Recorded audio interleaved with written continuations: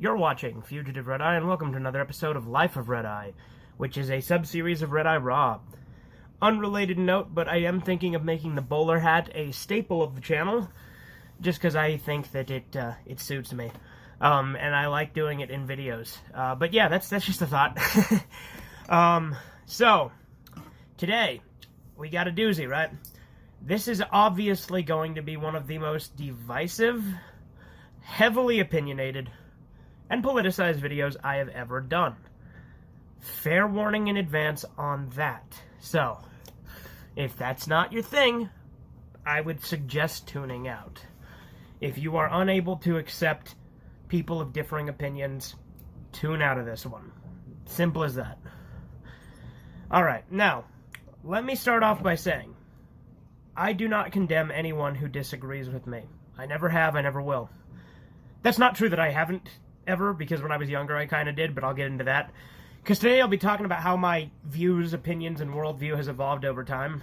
I'm also going to talk about religion, because that was a big part of my early life. Not so much now. But I'm going to get into that. And there's a good chance everyone who's watching this may disagree with at least one thing I say. Even those who agree with me, but on a lot of things. But to be fair, that's just how it is. And you know, I'm man enough to admit that my opinion has changed over time. I'm not going to pretend I have had the same thought process forever, because I think that's ridiculous to pretend you have. I think overall our views and opinions shape over time and evolve as we grow and become more mature, get different perspectives, things like that. So, to start off with, I was raised in a very religious family, specifically the LDS or Mormon religion. I myself was a Mormon zealot. I was very much into the church. I was very much the one telling my parents that we should be going to church. I was very judgmental. And in all honesty, that's wrong, because there's a lot of members in my family that are way more into the church than I was. Like my grandparents, for example, and they're the least judgmental people I know. But the problem is when you're younger, you take a lot of that and you make it into kind of zealotry. Because I ultimately think a lot of people are unfair to the Mormon Church in describing it as a dangerous cult. I would say it is definitely a cult, as are most religions to an extent. But I wouldn't call it dangerous, depending on how you practice. I personally have no problem with it. That said, there are several practices that I think now are kind of bad. I think that it's very sexually repressive, and that's not good. It makes you kind of weird and built up over time. Because you're not allowed to masturbate, you're not allowed to watch porn, you're not allowed to, like, do anything with your girlfriend except, like, kiss. Like, everything else has to be, like, after marriage. And a lot of people probably follow that to the T. I didn't with my girlfriends. I mean, I followed don't have sex before marriage, but I didn't take everything to a T. I'll fully admit that. I'm not going to go into my love life over time, because that's, frankly, nobody's business, and this is going to be a long enough video as it is, but I also watched porn quite a bit when I was, like, a teenager and stuff, so, and incidentally, I really left the church at the age of 16, and I'll get to why in a moment, but,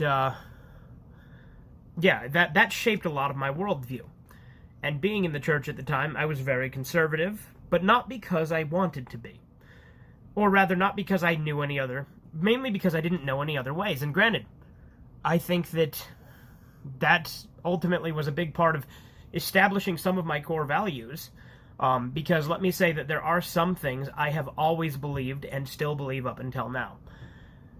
Number one, I am pro-life. I am anti-abortion. Plain and simple, cut and dry. I do not judge people who are pro-choice, because I understand certain elements of the argument. And I think there's a case to be made in certain circumstances, for sure. In my opinion, it's really when the mother's health is at risk that I think it's important. But I'm willing to listen to other scenarios as well, like if it's a teenage mother, especially if it's a teenage mother who was made a mother against her will, if you get what I'm saying with that. Because a lot of people use the rape argument, and I'm like, I could see that.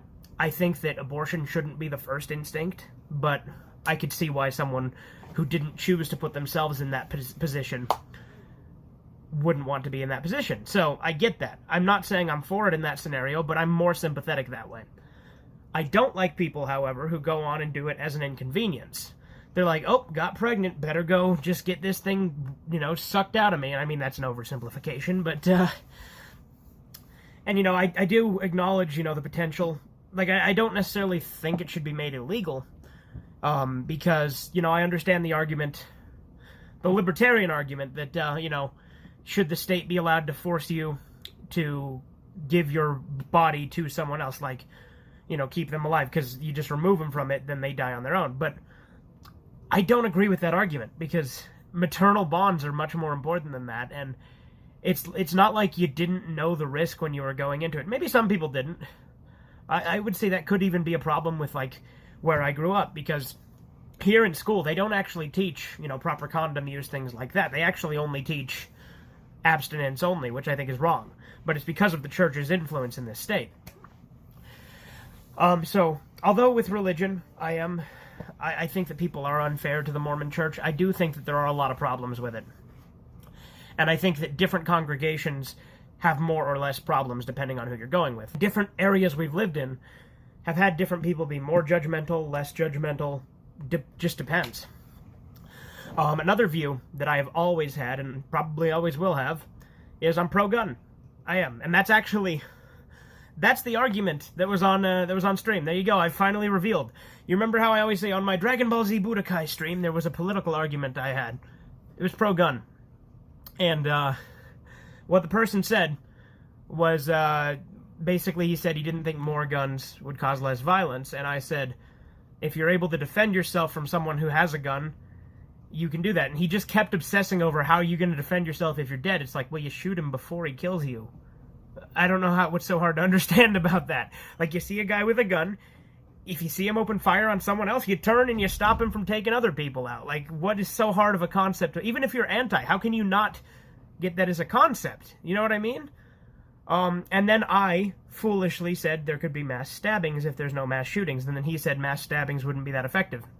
And he's partially right. What I should have said instead is, okay, you outlaw guns, people can still run people down with their cars, because that happens too. Bombs are illegal, but that doesn't stop bombings from happening every now and again, does it? And let me be clear, I'm not preaching to anyone that they should be one way or the other. Although I think the gun control argument has kind of gone out the window because people are buying up guns in record numbers, given the unrest in today's society. Yeah, I've always been pro-gun. I have always been for that. Those are really two of the values that I've always held. Or two of the beliefs. I wouldn't call them values. Free speech is a value. And that's one that I actually had to evolve over time. So, when I was younger, I didn't really think about it when I was still, going to church and stuff like that. I didn't really think of that. I didn't really think about free speech or any of that. That was all something that I would think about later in life. And, essentially, that's a very modern belief of mine, believe it or not, just a few years ago. But the reason I left the church at the age of 16 is because I went through my conspiracy theorist phase, which actually was a very important phase to shaping who I am today. And it's ironic the way it turned out, because around 2010 through 2011, I started getting into conspiracy theory videos because we came across this video called, like, Secrets of the Dollar Bill. And it was all about the all-seeing eye and stuff like that. And then later on, we started hearing all these reverse music tracks, which, that's just a bunch of bullshit, the reverse music tracks thing. That one, I think I was a little nutty on, for sure. Like, even earlier on. But then, like, started just, like, finding conspiracy everywhere. Be like, aha, he said New World Order. Aha, Adult Swim did a satirical commercial and I didn't understand the satire. That kind of thing. Essentially, I bought into almost every conspiracy theory you can think of. I listened to David Icke. I listened to Jesse Ventura. I still like Jesse Ventura. I think he's a entertaining guy.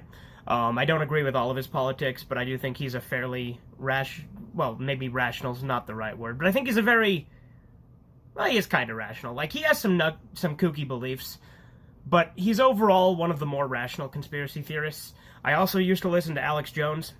So, you may have noticed, Alex Jones and David Icke, very right-wing figures, right? But ironically, the conspiracy theory phase actually somehow pushed me left-wing. I don't know how the hell that happened. Because, essentially, I started being, like, very perpetually offended, like a lot of people were. And this started, I want to say, in, like, 2012, 2013, maybe. I basically, only black people can say the N-word, that kind of thing. I don't care, honestly, anymore. The whole racial slur thing, for me, it's more about context and being an asshole. I personally don't think words on their own should have power, and I think that they have more power the more that you let them. And I'm very much of the belief that the more a word is used, the less value and power it has. That said, I'm not just going to walk up and start screaming racial slurs at people because I'm not an asshole. That's an argument I've got into with people lately, but point is I was very, very, offended and, basically thought a lot of things were racist and sexist and all this other stuff. Although, truth be told, I was never particularly strong on the feminism angle. I was always kind of anti-feminist, even when I went through my semi-feminist phase. And I still am to this day. As a kid, I was raised to respect women.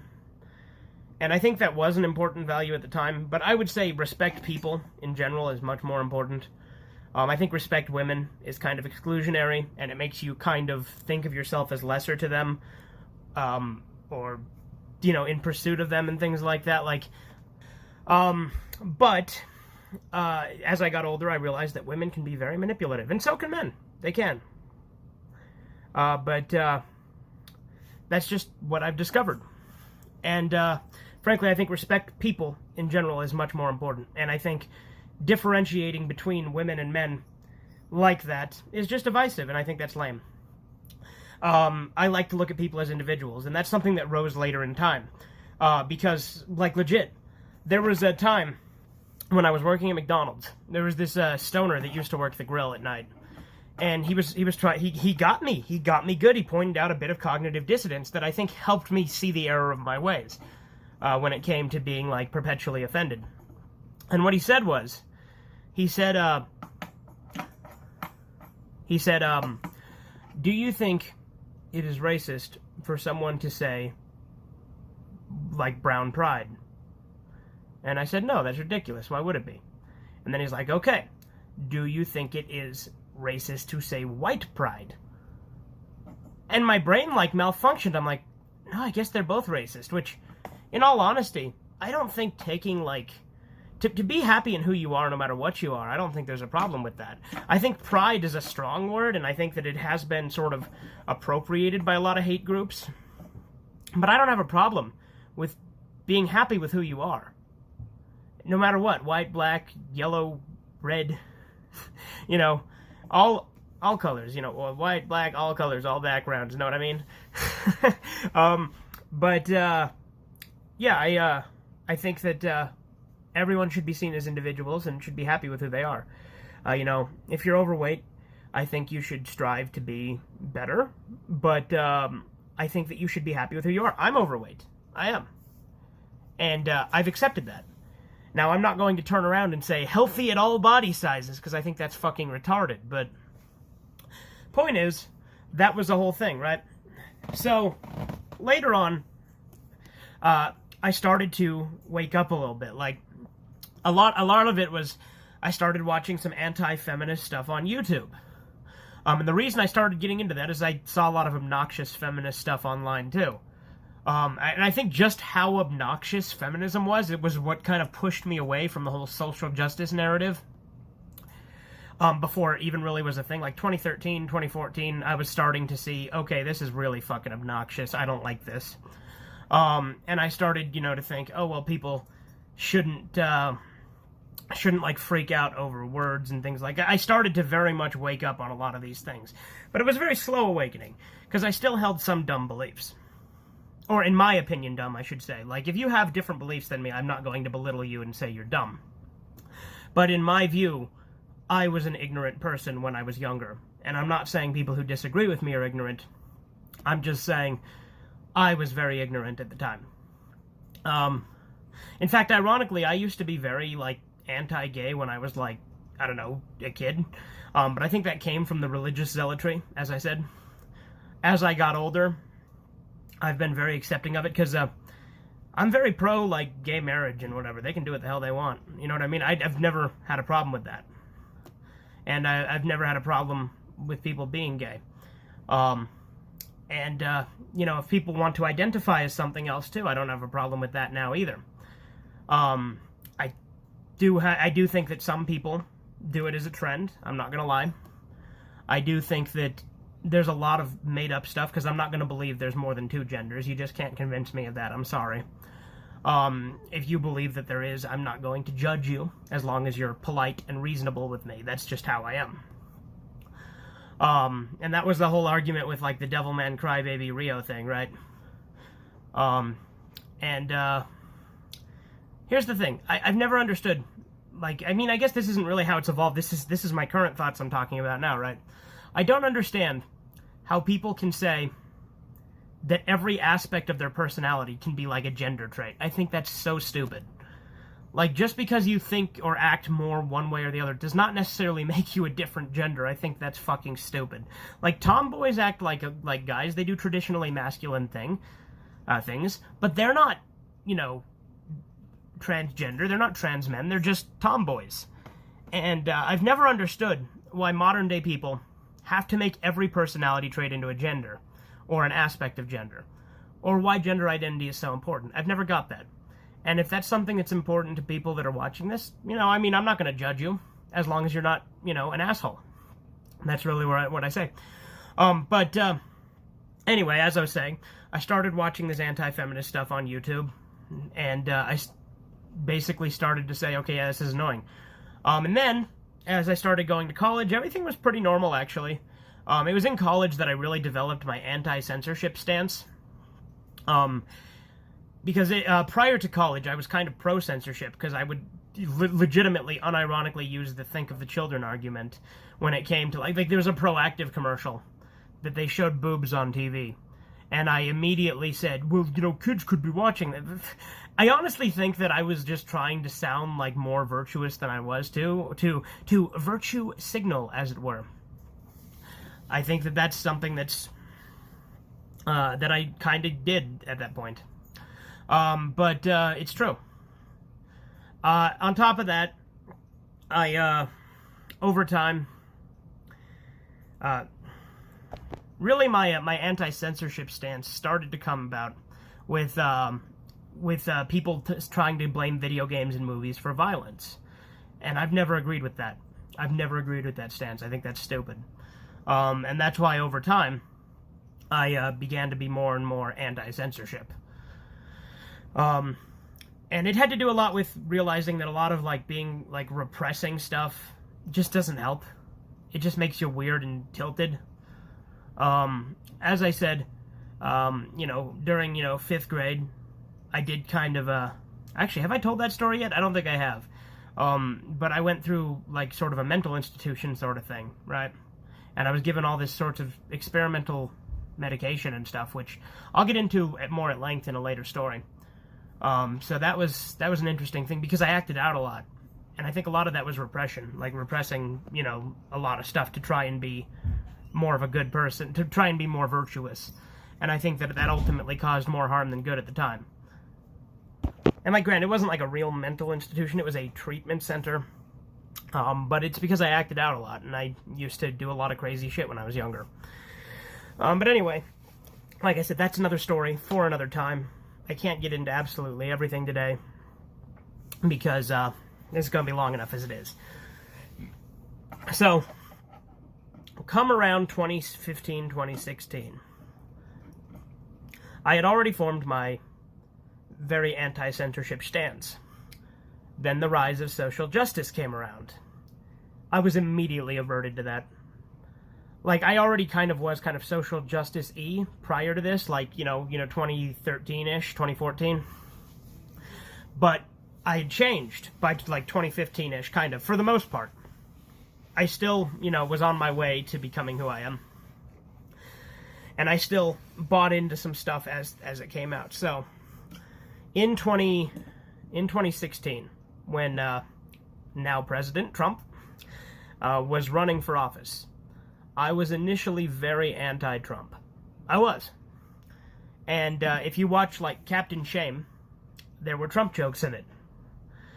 And I don't stand by those. Because I bought into a lot of the narrative around him. I did. You know, all this bullshit about them trying to claim there's concentration camps and stuff like that he was setting up. Just simply not true. Like I said, I've never said the man is a saint. But, like, they literally used pictures from the Obama era against President Trump to try and say that he was doing all this bad shit, which, you know, I'm not saying the man is perfect, but, you know, goddamn, at least criticize him using stuff that he did and not someone else. As far as that went, I later started to, like, I was still very, like, the thing that kind of changed my opinion on that, right, is over time, I started to notice holes in the narrative. Number one, a lot of people said Trump supporters are racist. The most ardent Trump supporter I know is my black uncle. I don't think he's racist. So, no. So that was already a red flag. In fact, I used to argue with him about it, because, again, he's like the most pro-Trump person I know. So then, over time, I started to notice more and more holes. Like, there was a quote where some people tried to say, well, Donald Trump said, burn the gays. And then you listen to the actual speech, and he says something like, can you believe people are saying things so horrible as burn the gays? So it's like he was against it. And then they tried to say, oh, but look, he said burn the gays. It's like, what the fuck? And then, like, later on, they, like, asked him, or, like, later on, there's the very fine people hoax, which they still fucking use to this goddamn day. Where they're like, there was all these Nazis and white supremacists in Charlottesville, and President Trump said that there were very fine people on both sides. It's like, I noticed that quote is missing a large portion of the quote when you cite it. Did you forget the part where he said, but not these white supremacists and neo-Nazis who should be condemned totally? Like, he said that? So, no. And I fucking hate when everyone acts like that's all that was in Charlottesville. No, I think that just got infiltrated and overtaken by a lot of these hate groups. Now, speaking of hate groups, back in, 2013, 2014, when I was going through my semi-social justice-y phase, I thought that, I believed that there was a concept as hate speech and that people should be able to be prosecuted for their beliefs almost to an extent, and that's scary that I ever thought that. That's fucked up. I don't care what you believe. You should not be prosecuted for it. Wrong think should never be tolerated. Like, the concept of wrong think should never be tolerated. Let me clarify there. Because I remember I used to be very much like, yeah, Nazis are bad. They should be arrested. They should be, like, have all this other bad stuff done to them, which I'm not going to repeat here, because it's fucked up that I ever held those beliefs. And, I used to be very anti-cop. Obviously, I'm not now with my Blue Lives Matter flag back there and my constant rants about people going against the police, because I respect the police. I do. I think it's a respectable institution that has a few bad apples, but overall, it's a job that doesn't pay very well, it's dangerous, and it's fucking noble that someone would put their life on the line to protect the law. So, that's a whole view that's changed. Like, when I talk about how there was the rant episode 5 that I refused to show, that's what it was, is a rant against law enforcement, which I do not stand by, which is why I won't show it. But later on, as I started to develop my more pro-free speech, ideas, I started to also be very much in favor of letting anyone, no matter how crazy their opinion, have their free speech. So, things that I had thought of as, hate groups, because, let's face it, they are, I later determined to have their rights as a matter of principle. It became much more for me about the principle of the thing, rather than if it was something I thought was moral or not, because morals are subjective. Rights are not. So, that's just a fact. So that's why I think that, anyone should be able to have any belief, no matter how fucking crazy. And, unfortunately, that leads to a lot of bickering and a lot of back and forth that can be aggressive and hostile. And that's true. It can. Anyway, as things went on, what really cemented me kind of turning around on my thoughts on President Trump were the election itself, actually, when he won. See, leading up to it, I kept saying shit like, this is the worst election ever. Both candidates are equally terrible. Which, I disagree wholeheartedly with that concept now. I am so glad it ended up the way it did. And that's what made me realize I'm actually not as against the guy as I had initially been led to believe. Because, the shit where Hillary was saying that she wanted to put a no-fly zone over Syria, which would basically start a war with Iran. Or maybe it was Russia. Which would basically start a war with Russia. Sorry, I'm conflating two things together, and I apologize. Again, this is all off the cuff, so apologies for inaccuracies. So, what happened is she said she was going to start a no-fly zone over Syria, which would have started potentially World War III. See, that's why I was thinking Iran, because the World War III shit at the beginning of this year. But no, could have started a war with, like, Russia. And fuck that. That scared me. It did. And I used to not believe in voting. I went through a heavy anarchist phase after I became a conspiracy theorist. Although, even though I was a quote-unquote anarchist, I still kind of believed in socialism, which I do not now. Let me be clear, I do not support socialism at all, in any way, shape, or form. But that was a belief that I held briefly as I was going through this, anarchist phase. So it was kind of this weird contradiction, because you can't have socialism with anarchy. It just doesn't work. That's why ANCAPs make more sense to me, but I'm not an ANCAP either, because frankly I think that that's just a bunch of pipe dreams that wouldn't work. Like, if people were all the same, and were all reasonable and good people, then sure, ANCAP's society would work. If you don't know ANCAPs, that's anarcho-capitalists. I don't agree wholeheartedly with everything they believe, but I have a lot of sympathies towards them, and I think that they are a perfectly reasonable group of people for the most part.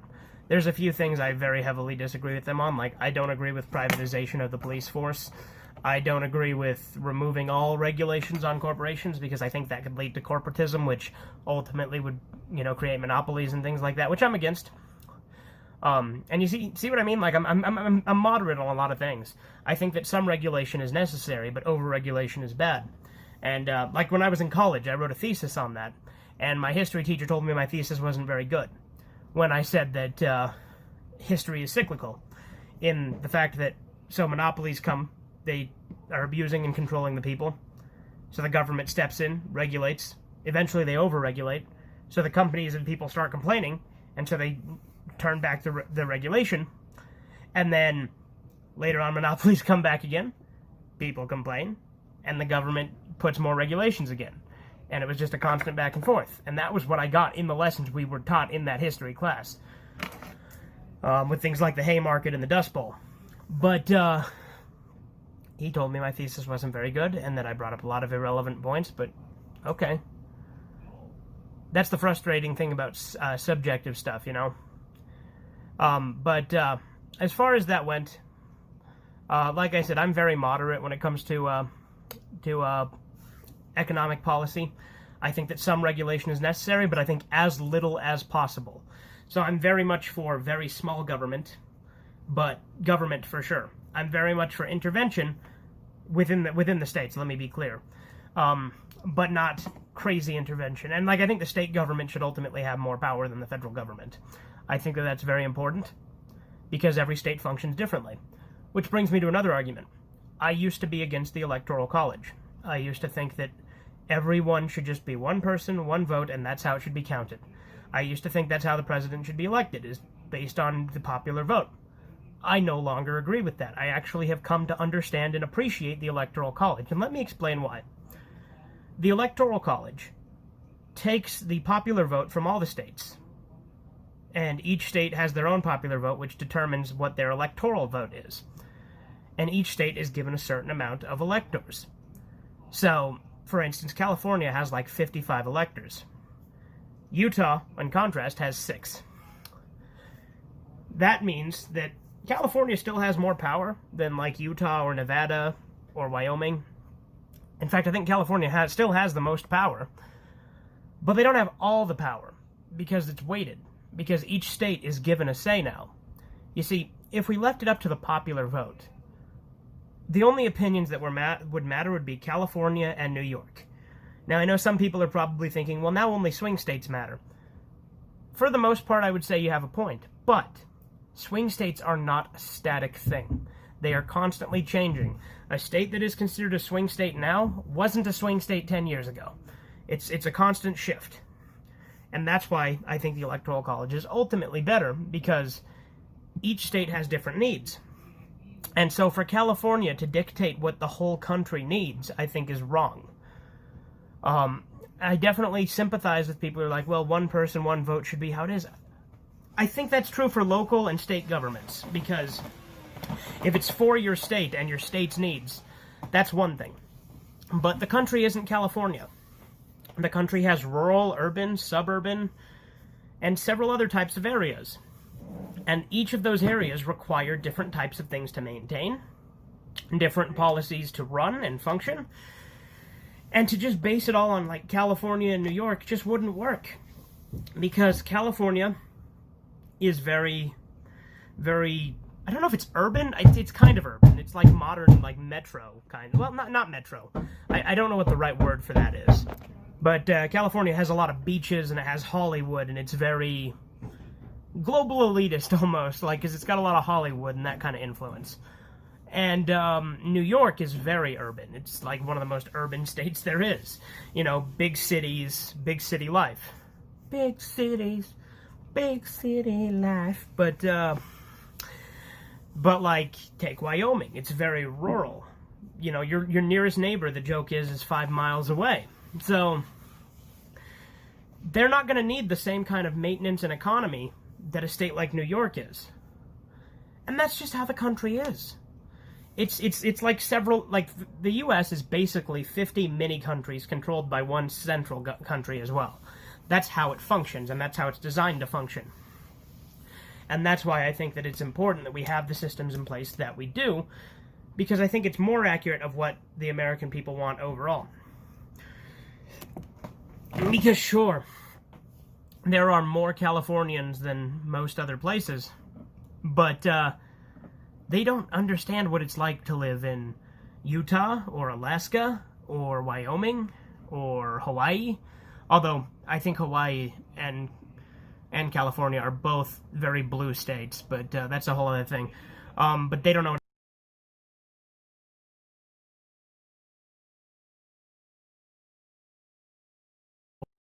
Oklahoma, Arizona, you know, whatever. Point is, I think that it's not fair to give California that much power. It's just not. And so that's why I'm all for the Electoral College. I used to be against it, but not anymore. Anyway, my point is that I also used to be very much against talking politics. I used to be against politics in general. I think that came with being a self-proclaimed anarchist. This year especially, I've very much opened up to talking more about it. Like, I've been of this, the way I think now, for at least a few years now. But I've been much more open to talk about it within this year, because of all the crazy shit going on. You know, you have riots, and looting and murder, and all this other shit going on. And, you know, there's like, it's like two big factions now, because you either think that America is racist, and it needs to pay for that, or you think that these crazy, violent people need to be stopped. I am of the latter ilk. As I've made clear, I'm no supporter of crazy groups like Antifa or the Black Lives Matter organization. And I do think that there is an argument to be made about the distinction between the organization and the phrase. However, I personally will not use that phrase in the context if someone asked me to. I would simply say, yeah, sure they do. Like, I wouldn't say the phrase Black Lives Matter on its own. If someone said to me Black Lives Matter, I'd be like, absolutely, of course they do. But I would be more akin to saying something like All Lives Matter. But I wouldn't retort with that, because people tend to get pissed off and think that you're saying, well, that means you don't think Black Lives Matter. No, black is part of all. Are you crazy? And that's why when people say the phrase Black Lives Matter, I'm like, yeah, they do. Because they do. All lives matter. So I wouldn't just say that one is inherently exclusive to the other, but I don't like the organization Black Lives Matter, which is why I'm against the phrase. But because of all the chaos that's been going on this year, I've become a registered voter. I will be voting this year. And as you may have guessed, I will be voting for Donald Trump. That is who I believe is right for the country. If you believe otherwise, then vote your voice. Vote your opinion. I think that it's important that everyone be allowed to voice their opinion in the polls, because I think it's unfair to try and discredit other people. I do think that there's a lot of cheating going on from the Democrats right now. I definitely do think that. The push for mail-in ballots, I think, is ridiculous. It's very clear to me that they are trying to use that to their advantage. And in the fact that not only are they doing that, but they're also trying to remove restrictions on, like, voter ID. They're trying to remove signature verification and ID requirements and things like that. I'm not for that. I am not for anything that makes our system less secure. And I don't think anyone should be, but because Trump speaks out against it, the left has to be like, well, then that must mean he's wrong. It's like, dude, the guy had 3 historic Middle Eastern peace agreements this year, and you won't give him credit for that. The guy pardoned Susan B. Anthony, and they said, well, she didn't want to be pardoned. What the fuck is wrong with you people? Like, I mean, like I said, I don't want to belittle or pretend that, like, my view is more important than somebody else's. But what kind of cognitive dissonance do you need to have that problem? TDS is a real disorder, let me be clear. Trump derangement syndrome is very alive and well. I used to have a mild case back in 2016, but it went away. I was cured. And admittedly, a lot of that came from Sargon. Sargon was a lot of the... Say what you want about the guy. A lot of people on the right and left don't like him. The left says he's a liberal right-wing nutjob, and the right says he's a soft cuck who is fake. So, I personally like the guy. I do like him, I'll admit. But a lot of people don't. And so, but he was a big influence on red-pilling me. He was. And that was important. Because had that not happened, I might have still been going down a crazy route. And I might have sided with the riots back then. Because I used to, like I said, I used to be an anarchist. So I used to be like pro-revolution or whatever. But like, I mean, I obviously, it was all talk from me. I just like to talk big. Which is probably for the best, because I've always been a non-violent person. I used to pretend to support violence in the means of, like, ending oppression and all this bullshit, but not so much now. And here's the thing, I am very much of the belief that, like, different types of countries have a right to exist. There was actually a comment I got on my Orwell was right video, talking about how he thinks that, you know, authoritarian and libertarian governments both deserve to exist as long as they leave each other alone. And I can see some truth to that. I'm not for foreign interference for the most part. I think that there are problems in a lot of countries, and a lot of those problems may require action, but I don't know if we're the ones to do the action. It's a complicated issue. Like China, that's a complicated issue. There are literal concentration camps in China. There are. They throw their Uyghur Muslim population in these concentration camps. And then we have American corporations that literally film movies at those concentration camps and give, like, a special thanks to the concentration camps in the credits. I'm looking at you, Disney, with your fucking new Mulan movie. So, I think that it's a complicated issue. I think that if we can avoid any sort of conflict, that's good. But I think that, you know, restrictions and tariffs are probably for the best to try and discourage bad behavior. Because I'm against war. I'm anti-war. That's another thing. I have always been anti-war. But I am not anti-soldier. I have a lot of respect for soldiers. Because they go out and they put their lives on the line protecting what they believe is right. And for the most part, I would agree. They are protecting what is right, in my opinion. I'm just a non-violent person. I don't believe in war. But I think that war can be an unfortunate necessity at times. Like, if we get attacked, we need to step up and not let that slide. You know, World War II, I think, ultimately was, you know, a war that needed to happen. I think that the Third Reich and, you know, associated groups needed to be stopped. That's not why we entered the war. We entered the war because of Pearl Harbor, but, I mean, they did attack us with Pearl Harbor, because Hawaii is a state, so that happened. So, I think that World War II was ultimately an unfortunate necessity. And I think that all these crazy people that want to, like, erase history are some of the worst, because history is important. If we don't, heed our history, we will repeat it. And there's a big problem with that, because a lot of people don't like history, because history is a nasty thing. It just is. The world is a nasty, dark place. Do you know how many crazy things happen in this world? Like, a lot. It's just, every day, everything that we have is based on some sort of human suffering. We get things, like a lot of our stuff is made in China in sweatshops. When we recycle a lot of things, they go to, like, India and Africa and stuff like that, and these people break it down and get sick from the chemicals and shit inside of it. So, there's a lot of problems in the world. And I've come to realize, as individuals, we may not be able to do a whole lot with some of those problems, and that's an unfortunate reality. I think we should all strive to be better. I think that we should ultimately accept who we are, but not settle for mediocrity. Try to be your best you can be. I believe that wholeheartedly. Whether you're right, left, center, whatever. Man, woman, person, camera, TV. I'm sorry. But I think that it's important that you be the best you can be, and you be the best... You stand up for what you believe in, whether you agree with me or you disagree with me. I think fighting for your beliefs is important. But anyway, that's a whole big long ramble. I'm sure some of you probably disagree. I'm sure a lot of you disagreed with me on at least one or two things. But hopefully we can ultimately agree to disagree on the things we disagree on, because that's how we are. As far as religion, I'll end on that note since I started on that note.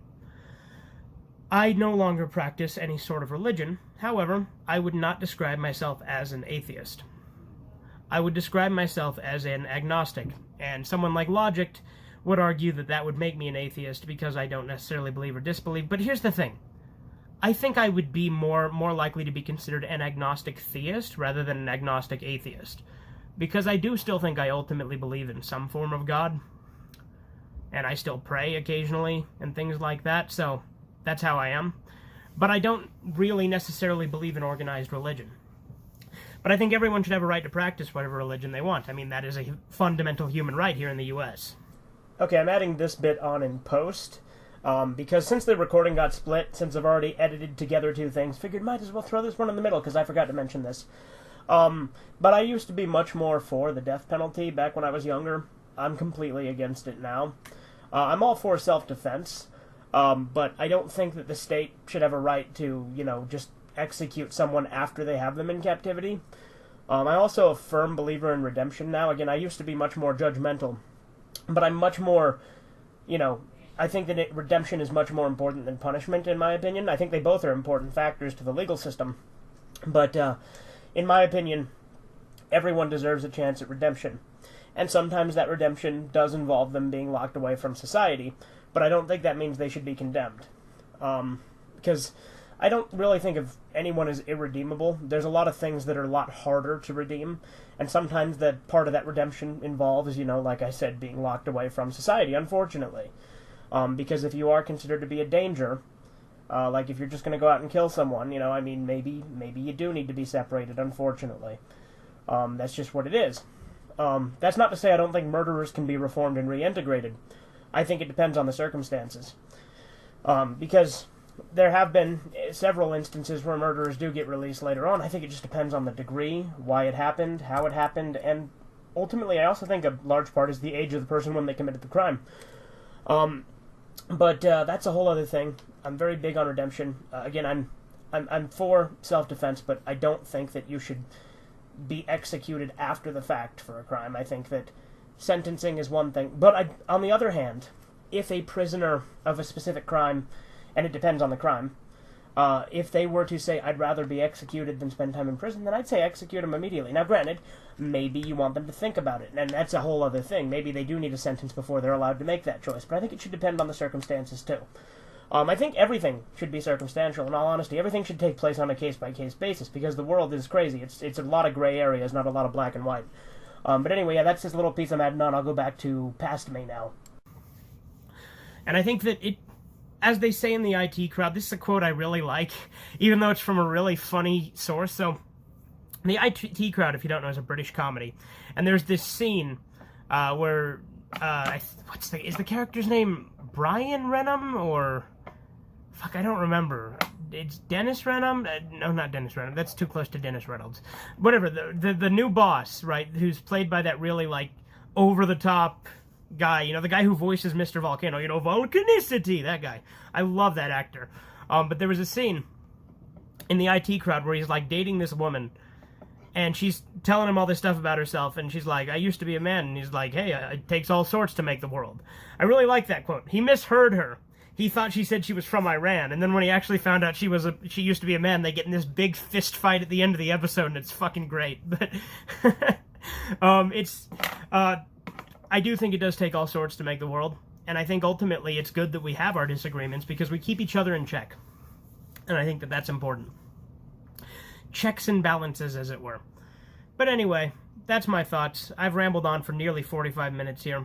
I'm Fugitive Red Eye, and have a good one.